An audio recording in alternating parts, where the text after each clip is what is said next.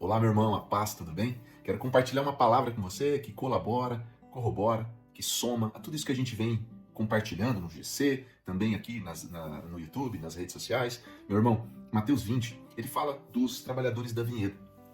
Aqui, o dono do vinhedo, que é a representação de Deus, ele passa para contratar empregados. E os primeiros empregados ele contrata por um valor específico, uma moeda de prata.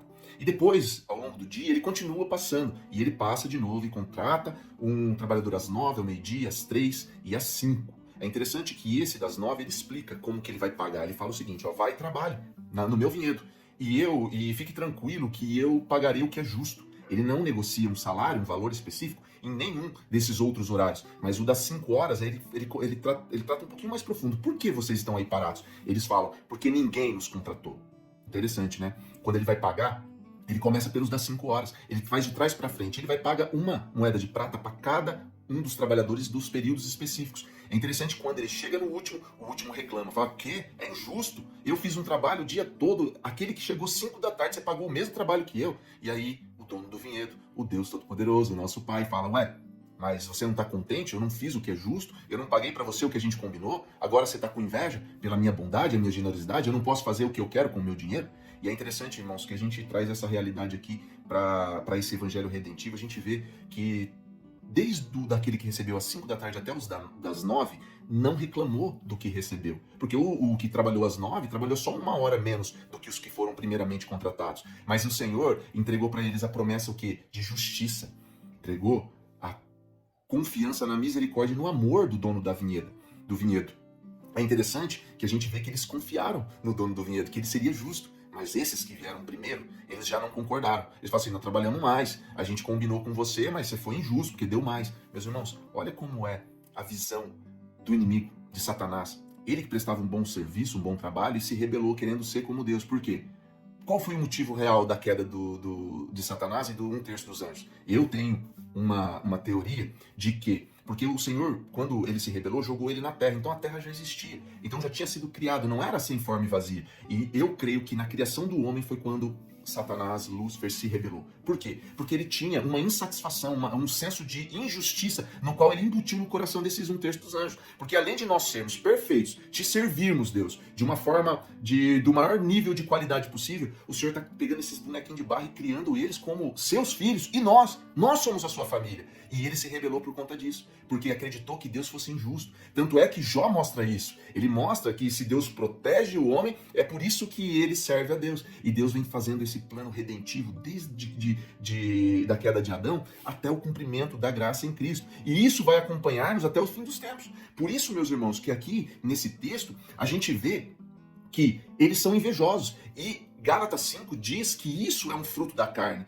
e que aqueles que são invejosos não herdarão o reino dos céus. Veja que esse texto ele coincide lá com Mateus 7. Mateus 7 ele fala, Senhor, Senhor, expulsei demônios, fiz um trabalho do dia todo e cumpri milagres no seu nome. E o Senhor Jesus fala, faça de mim que eu não te conheço.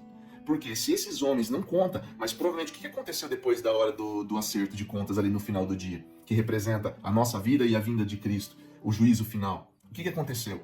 Esses aqui provavelmente não foram justificados. Eles podem até ter recebido o seu salário pelo seu trabalho, mas foi nessa vida. Porque tantos homens querendo construir mega igrejas, construir tantos ministérios fortes e que vai deixando os pequenos para trás. Porque às 5 da tarde o Senhor fala um detalhe que a gente tem que se atentar nesse texto. Ele fala o seguinte, por que vocês estão aí? Porque ninguém nos contratou. Será que agora nós estamos próximos do fim do dia e muitos estão ficando para trás por causa da nossa arrogância, da nossa prepotência, do nosso senso de direito, de um serviço bem prestado, e aqueles que não servem um bom serviço ou que falham no meio do caminho a gente vai abandonando? Nós vamos aqui de novo para a ovelha perdida. O Senhor fala que a ovelha perdida ele vai buscar. Jesus, o pastor, buscará a ovelha perdida e deixará as 99. Por que deixará as 99? Porque se essa ficou perdida, é porque as 99 negligenciou essa perdida. Porque ela podia estar cansada, ferida, ou ser uma idosa.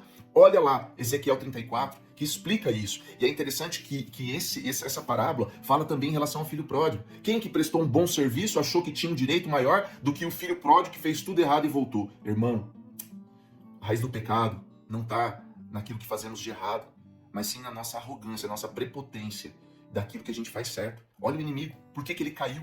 Se nós cumprimos algo e fazemos algo para Deus, com o espírito de anticristo, querendo salvar nós mesmos, crendo que nosso trabalho, nosso esforço é o que nos trouxe até aqui, não foi Jesus que te deu a sua salvação, porque ele já cumpriu há 2000 anos atrás. Fomos nós que fomos dignos de conquistar a salvação, porque fizemos algo bom para Deus? Não, meu irmão, a gente não entendeu nada. Se é isso que nós pensamos, nós não entendemos nada do que as Escrituras nos mostram. E eu te digo, com toda a convicção, é na mesa, é com os irmãos, é se alegrando com a misericórdia do Pai por aqueles que não tinham sequer nenhum tipo de atributo necessário para receber essa misericórdia do Pai. É a alegria do Filho verdadeiro, que junto com o Pai buscam pela vontade do Pai, da sua misericórdia, do seu amor, do seu propósito, que é trazer mais irmãos para a mesa, para que nós todos estejamos juntos ceando nas bodas do Cordeiro.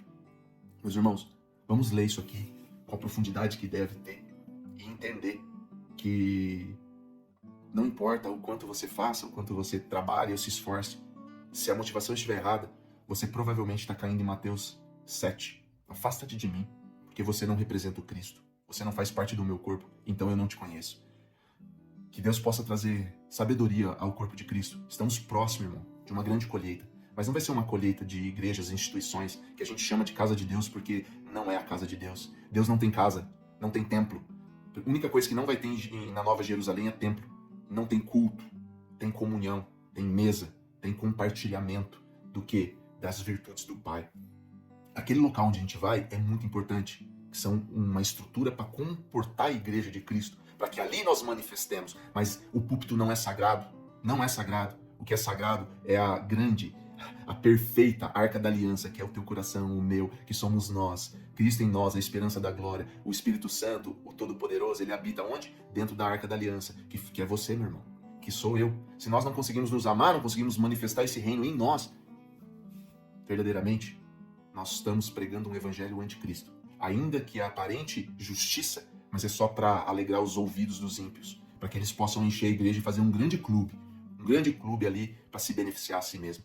Então paremos de prometer que Jesus vai curar todas as suas dificuldades e tratar suas dores.